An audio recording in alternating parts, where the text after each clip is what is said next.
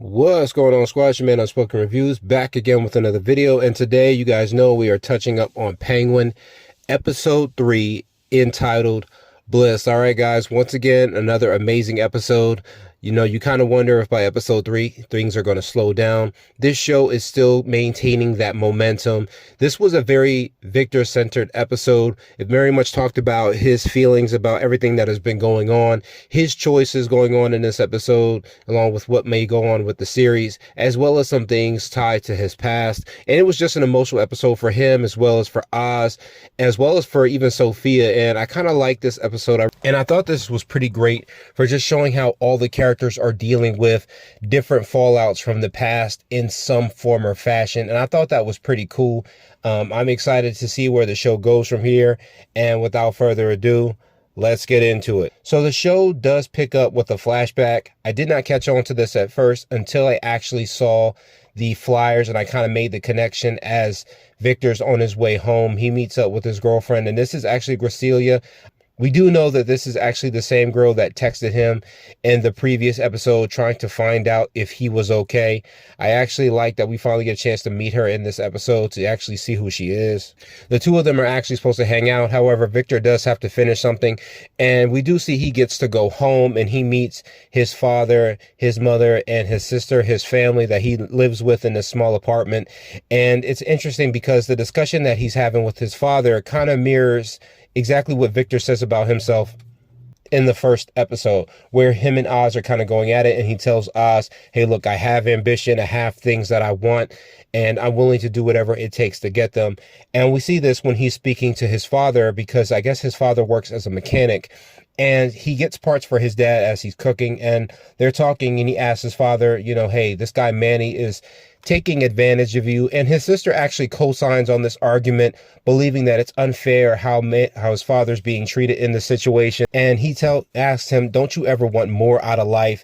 And his father says, if you could understand where we came from, you will understand this is more, and that this is a good enough life. Victor still doesn't believe this. And I like that we see that this is already how Victor thinks prior to us meeting him in the first episode. And we don't exactly see what inspires this. Maybe it's just how he feels about life, how he sees the city, how he sees other people living above him. And I like that this is the way the character is. We don't get to see, so we do understand Victor is about to meet up with Gracilia and a couple of their friends on a rooftop to watch the fireworks for the election that's coming. And you know, his father is still worried about him hanging out with Calvin. Now, I didn't realize this, but as Victor does go off, we do meet Calvin as the same guy that was actually killed by Sophia in the first episode towards the end. And it seems that the two of them have had a friendship for quite a while. And it's kind of messed up how he ends up dying like that. But it goes to show that these characters are still connected. However, when another character comes around, Squid, I am wondering if we do see this character Squid. He seems very interesting, the way he kind of notices how Victor and Gracilia kind of walk off on their own a little bit. Though he looks a little upset about that. And it kind of makes me wonder, will he actually cross paths with Victor later on down the line? Of course, at this moment, while we're having a real nice soft moment between Victor and Gracilia, Victor's actually talking about why he likes Gotham, why he doesn't want to leave, how he doesn't really care what other people believe about him from the other side of the city. He still loves the city and believes that he loves the wild energy that it does give off. They do believe that it's fireworks that they're seeing at first. However, it is the explosions, the Riddler's bombs that do take place during the Batman film. It was a very sad thing to see, because when you're seeing this on the film, you know, you kind of just see it as one way, and that is through the perception of the Batman. You do know it's a terrible thing. However, being able to see it from a different perspective from the people who have to deal with it, it's much more darker and scarier. We see all the bombs are going off. You know, Victor and Gracilia are obviously scared. You see the bombs go off near the bay. You know, the bridge ends up collapsing. You see all the cars just fall into the water. You see people running for their lives. Victor tries to hurry up and make a call for his house, but he sees as the flood of water just comes and just engulfs the entire floor of his apartment building, realizing at that moment his family did die. It was such a sad thing. And it kind of hit me emotionally a little bit when you're thinking about the people that are now living through the hurricane results in Florida and North Carolina. It's a very sad and scary thing to see when you're seeing it on a, you know, from a distance versus when you're seeing people that are actually on the ground dealing with it. You know, I see several hundred people have died, and it's such a sad thing where you see these people are just going about their daily lives, and suddenly their lives are suddenly upended by this tragedy. How this has hurt Victor, and you'll see that later on down the line in the episode. So we do cut to present day. You know, Victor and Oz are getting ready to meet up with Sophia. They're actually getting ready to head out so that way they can meet some of this new drug that's coming out. That is the shipment that Al was talking about. Obviously, Victor is going to be driving them along, and Oz is telling him, hey, look, don't worry about any of that small stuff. Forget about the jewelry thing that happened in the previous episode. You know, it's all ancient history. And I like how Oz is even willing to start paying him salary at this point. I really love the connection between these two, the type of mentorship that Oz is taking on with Victor. He really sees a lot of himself in him. And then when there's a certain part in the episode where that does kind of come to a head, and it is really emotional watching how Oz responds to Victor. And, you know, he even tells Victor, hey, whenever you want something, ask for it. You know what I mean? And I like how he's like, make sure people know your worth and know what you're worth. And I like how Victor's like, okay, I want 2,000. Yeah. He's like, nah, just get ready because Sophia's on her way. And of course, he ends up getting a call from Sal Maroney, and he has to take that call, and he has to leave Victor to answer the door. Now, I do understand why Victor was scared. We know that Sophia still has a reputation as being the hangman, as being this notorious murderer of several different people. And Victor is well within his right to be frightened about dealing with her. However, he does try to talk to her. However, he is extremely nervous. Of course, Sophia can pick up on that, and this does make her untrusting of him. And she tells Oz, look, you know, we'll go together, but he has to stay back. You know, you're going to drive me, and it's just us two. So they do leave, and Victor does actually pick up a phone call to try to let Gracilia know where he's at, which I thought was a very dangerous idea because Oz does tell him before he leaves, don't do anything stupid. So we do see that Sophia and Oz do go to a meetup spot, and we see that Sophia actually does use the diamonds that were planted at Castillo's house as payment to the gentleman for bringing what is bags of some type of dirt from Arkham State Hospital. Yeah, it seems like this stuff has come from Arkham, not on a ship like maybe Oz thought it would be.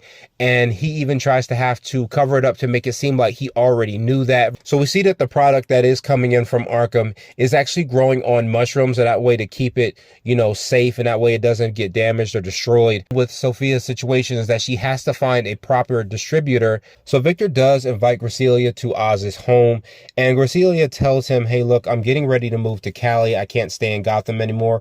We actually do find out that her family did die as well during the flooding, and she's been actually living in a FEMA camp, and that's a very sad thing to see. You know, a kid that once had a family, a life, a home to go to is now sitting in this closed off encampment with a bunch of strangers that she does not know, with all the people that she loved now gone, and she just wants to leave and start life over.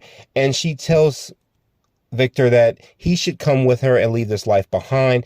However, Victor does tell him working for Oz, it's not really safe for him to leave considering the things that Oz has done, telling her that he is a gangster and it is very dangerous for him to just up and leave like that. However, Victor does give her some money, and he does tell her, hey, look, you know, just get some things together and I will join you at the bus stop and we'll leave together. So next we do see Sophia back at the house, and she's getting ready to go into her room until she is confronted by Vidi. You know, this dude, he comes up and he's giving her all this shit about, you know, that she was supposed to be gone for Italy and why she's still in the city, basically interrogating her, asking her a whole bunch of manner of questions. And he even tells her, hey, look, you know, you need to get out of the city ASAP. You know, you're just a spoiled brat that got everything that, you know, you had coming to you. Basically, he's insinuating that her time at Arkham was much deserved, despite the fact that she may not be responsible. And we will find that out later on down the episode. So he does end up buying her a plane ticket, and he does tell her, hey, look, you know, you have 2 days to get out of the city, or I'm going to tell everyone that you went to Italy anyway. Now, if you guys aren't catching on to that, he's insinuating that if she doesn't leave, he's going to end up killing her or having her killed or put somewhere where nobody's going to know where she's at. And I was thinking to myself right at this moment, I'm like, man, this dude just jumped to the top list of people who are going to die at the end of this episode. However, you know, because, you know, you just don't come at someone like that and give someone that kind of threat unless you plan on making good on it. And when it comes down to the Falcone crime family, they know that there is no such thing as words that are spoken for no reason. So Oz, Sophia, and Victor all end up going to the area of Chinatown where Oz has the idea of meeting up with a deputy of the triad named Link, and this Link will be help put them in a position where they're going to be able to sell the new drug on the street. However, Sophia is worried because you actually need someone higher up to authorize that. But Oz says, hey, look, this is who we got. And they go in there, and I like that Oz is kind of quick on his feet. And this is the thing, like I said, I love about Oswald Cobblepot, man. The Penguin may not be the strongest or has any special abilities, but he's really quick on the tongue, man. He's really quick to make things work in such a way where people suddenly believe him. We see this when the triad do come down, they do pull guns on them, and Oz is like, hey, look, man, if you think, you know, because I guess that him and Link do have a history. But Oz does say, hey, look, man, if you were really that mad about the money, you would have put a bullet in between my eyes a long time ago. And I like how Oz picked up on that, because this is true. If you really had a beef with someone that much and it came to money, he would have came after him a long time ago, but he chooses not to. And that's very interesting, because maybe even the triad believe that Oswald does have connections and he is still useful in a sense. So Oz does name the drug Bliss, and I like how he's really quick on his feet with coming up with that name. Even, you know, Sophia picks up on that and is very impressed by him coming up with that name. And as they're talking about this, a cop does pull in behind Victor's car, and he does get out the car, and, you know, the sirens are on. Obviously, Victor's parked in a certain area that he shouldn't be. The cop does get out and pull him out the car. Obviously, he's not saying who he is. Of course, he's just kind of like trembling all over his rights. I'm not exactly sure how the laws go in Gotham. Maybe it's different than what we know in most states in this DC universe, but he does pull him out the car, and he's searching him, saying that you're parked in a loading zone, which obviously that is no need to be pulling somebody out and searching them. He's going all over his body, checking them. And as you know, Victor does have a stutter, so he can't talk as calmly as most people talk. So the officer kind of takes it as he's too nervous, like he's hiding something. So the cop does find the cash on him, and then he's like, "It's a lot of money for a kid your age." And I'm thinking to myself, I'm like, well, he ain't that young. You know, he's about maybe what, 17 years old, 18 years old. I mean, what's so weird about him having $1,000 in his pocket? It's not like he's like 10 or 12 years old or something like that. And you know, Victor does think on his feet real quick. He does say, look, I don't know what you're talking about. I don't have any money. And I like how he looked at him when he said that. And, you know, corrupt cops in Gotham, the officer does go, yeah, you know, you're right. Just don't be here for too long. Tell your boss y'all need to move.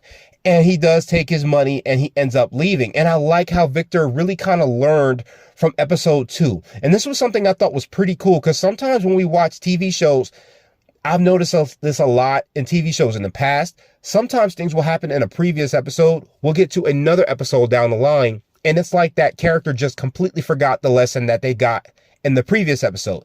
This doesn't happen in this show. Victor is pretty much able to pick up almost instantly what he needs to do to get this officer off his back. And he does it well. He does it effectively. And I thought it was also cool showing how that corruption is still going on in Gotham with even the police.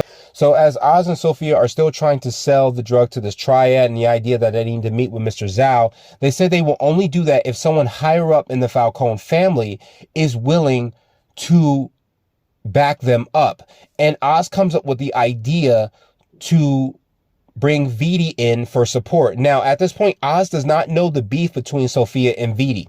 However, he does come up with the idea that it is the best play, and that, you know, considering what Oz does know about Vitti, this will be a good idea to work. And I'm glad that this, you know, like I said, this show really picks up on things that can be useful.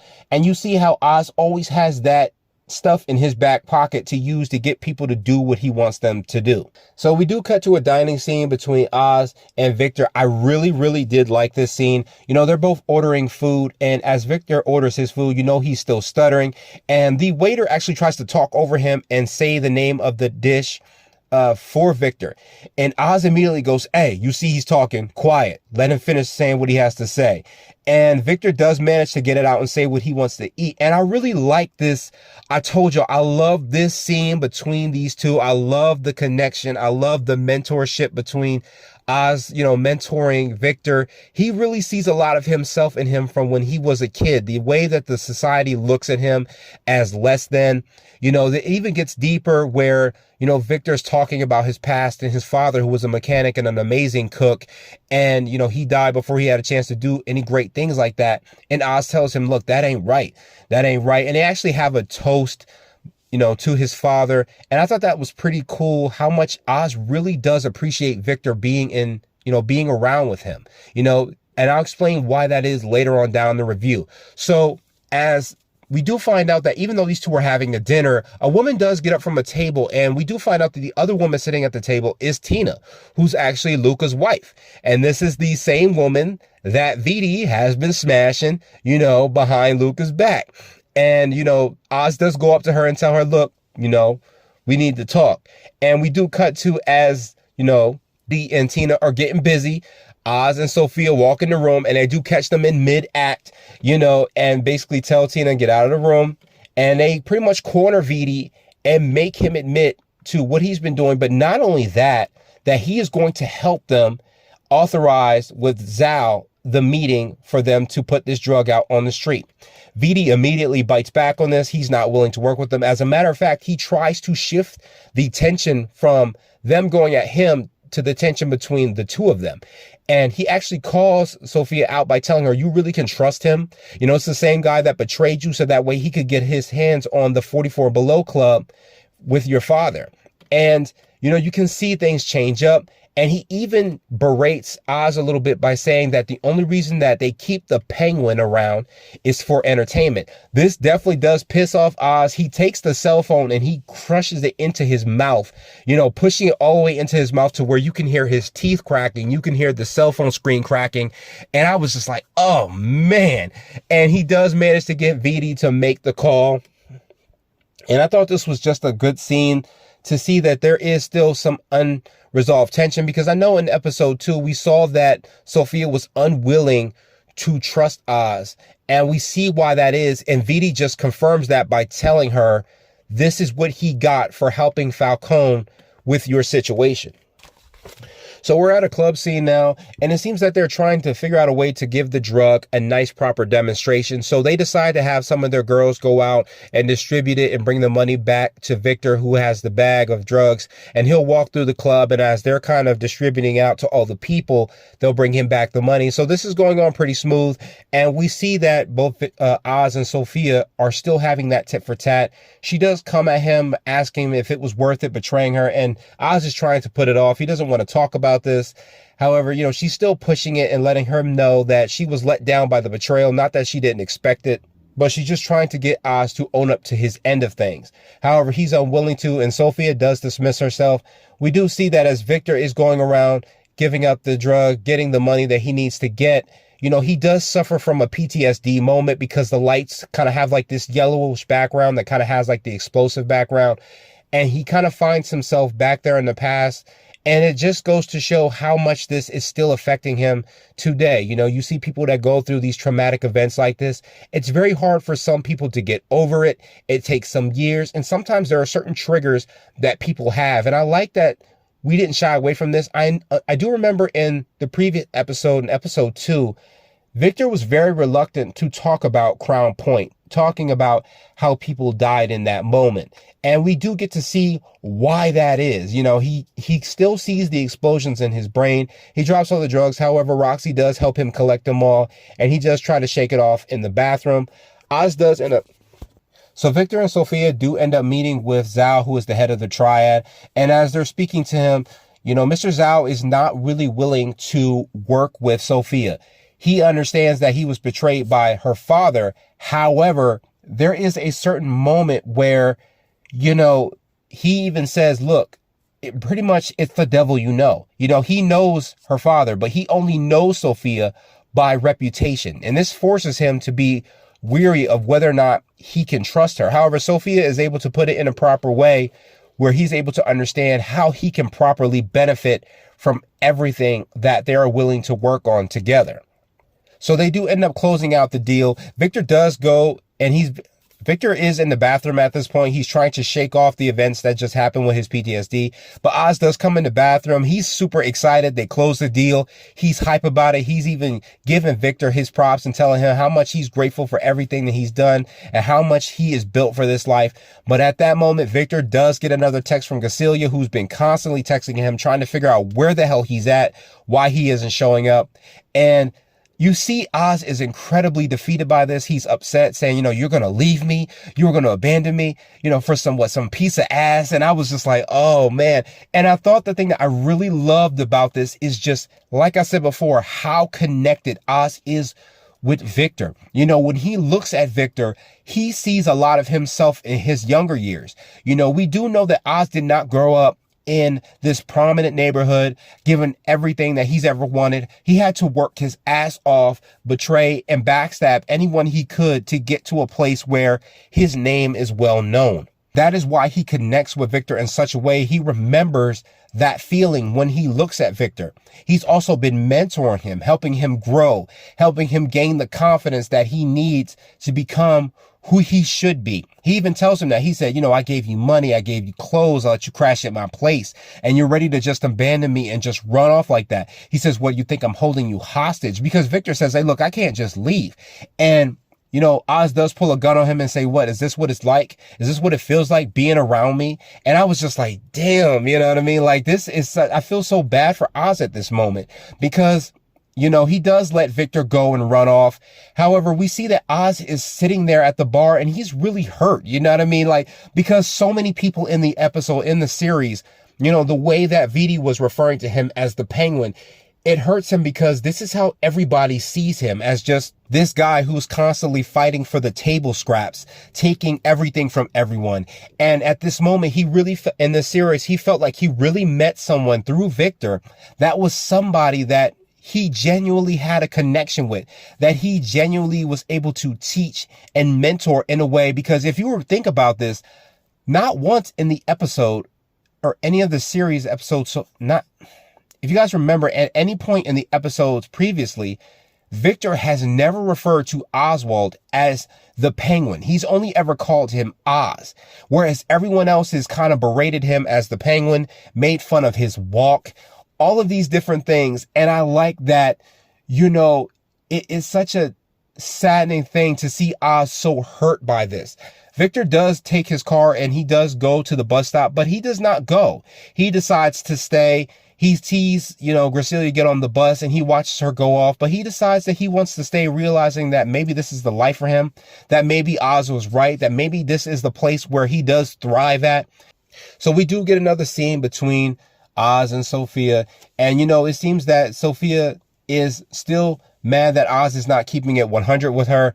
However, Oz does get over himself and does admit that, yeah, he did have a hand in sending her to Arkham and that he is not happy about it. He does apologize to her, but he does double down on the fact that he did benefit from the decision he made, helping Falcone put her in Arkham. Now, this does make me believe, because Sophia constantly says that she is not the hangman. How was she the one? How was those murders pinned on her?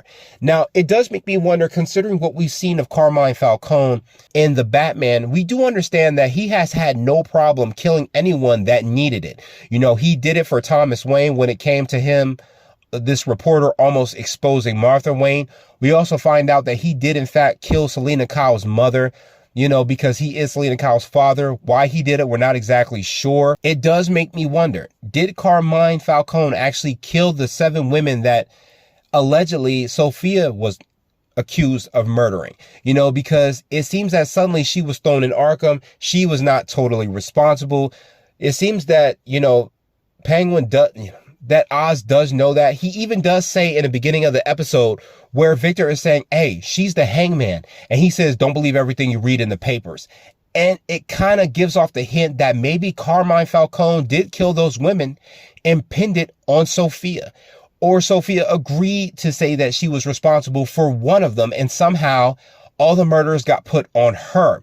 So she does end up going to Arkham, and that is how Oz ended up getting the 44 Below Club, because he helped Falcone pin those murders on Sophia. And it is such a sad, dark thing to see that he even says that even though he did what he did and he's sorry that she went through that, he still benefited from everything that happened from her going to Arkham. And it is such a weird thing because he's apologizing. Why not exactly apologizing? And he's telling her, look, from this point on out, I got your back. I'm not proud of what I did, but from here on out, you don't have to worry about me abandoning you. So we, funny thing that the way that works out is that the Maronis do pull up, and they do pull guns on both Sophia and Oz. You know, basically, you know, it is Nadia. It is Nadia Maroney. She does show up accusing Oz for betraying them. Victor does show up at just that last moment, and he does manage to ram one of the guys with the car, saving both Oz and Sophia. However, Oz does jump in the car, but, you know, he's pretty much like, forget Sophia, leave her, we got to get out of here. And you see that he's genuinely excited, telling Victor, I knew you'd come back. I knew you'd come back. He said, oh man, we're in it now, Vic. And that ends the episode. And man, it was such an interesting moment. Seeing how that happened, it makes me wonder, did Oz set that up with Salvatore? Because we do know he does kind of take that private phone call away from Sophia as if he's hiding something. Now, Sophia does not know he does have a tie-in with the Maroni family, but it does make me wonder, did Oz set up that holdup to make it look like the Maronis were against both of them? So that way, if anyone wondered whose side Oz was on, it would be a given that he was only on the Falcone's side of the tracks. I don't know.